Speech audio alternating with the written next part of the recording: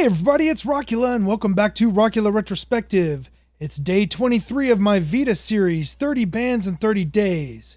VEDA stands for Vlog Every Day in April and today's band is 16 Deluxe. I wasn't all that enthusiastic about 16 Deluxe when I first saw them at the Orbit Room in 1994, but I quickly became a fan. I guess I just didn't get it at first, but then I started to understand where they were coming from. What really attracted me to the band was the amount of effects pedals they were using. I bought the album Backfeed Magnet Babe and consider it to be an essential part of my musical evolution. I'm going to take a small side trip to explain something about the mid-90s and why I became so jaded about music. If you played 16 Deluxe for someone right now that didn't know anything about the band or their history, they'd probably say, "These guys are a good indie band, but they sound like everybody else." Therein lies my issue, because everybody sounds like 16 Deluxe. It seems that a lot of bands that I liked in the 90s got no credit for what they did, and then a slew of watered-down clones followed up and reaped the rewards. This band would be important enough for me if I just enjoyed their music, but 16 Deluxe had an even larger impact on me in that they inspired me to take my guitar playing further. I had been playing the guitar before, but it was mostly stuff like the Ramones. I never had any ambition to be a great guitar player, I just played it for fun and started plunking out my own ideas. When I heard 16 Deluxe using their effects pedals as textural instruments, I immediately began to add those ideas to my own. The rhythm guitars were easy enough to figure out and I soon started playing along to the CD. I also started buying effects processors and experimented with them. This was the moment when I stopped being just a drummer and started to become a multi-instrumentalist. In hindsight, those effects remind me of the organic loops and sequences of today.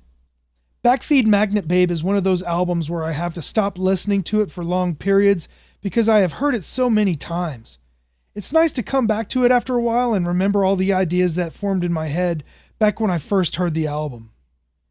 This is another album to listen to as one long song. Next came the Pilot Knob EP, and it might as well have been a second disc for the first album. It was just as good. Happy Song, Reactive, and Hot Everett pretty much melded together into one song, and then there's Daisy Haze, which has a rhythmic effect on it that I believe is achieved with a manual phaser pedal. I will have to ask Frenchie the next time I see him.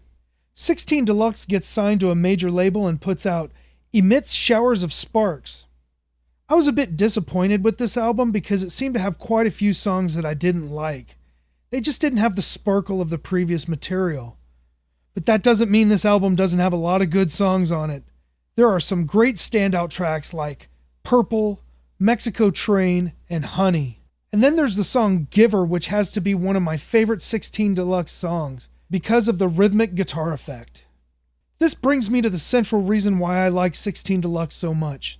When I sample notes in real time instead of programming them, I'm trying to emulate the ideas that I formed when I first heard this band. 16 Deluxe has been on hiatus for quite a while, but I was lucky enough to see them the other night at Good Records for the release of their new single, Hit It. I recorded the entire show on video and will put the link up as soon as it's posted. This band has had a profound impact on the way I compose music, and I am very happy to have been able to know them as friends. Do you like 16 Deluxe? I'd like to hear your opinion of them in the comments below. I'd also appreciate it if you liked, shared, and subscribed.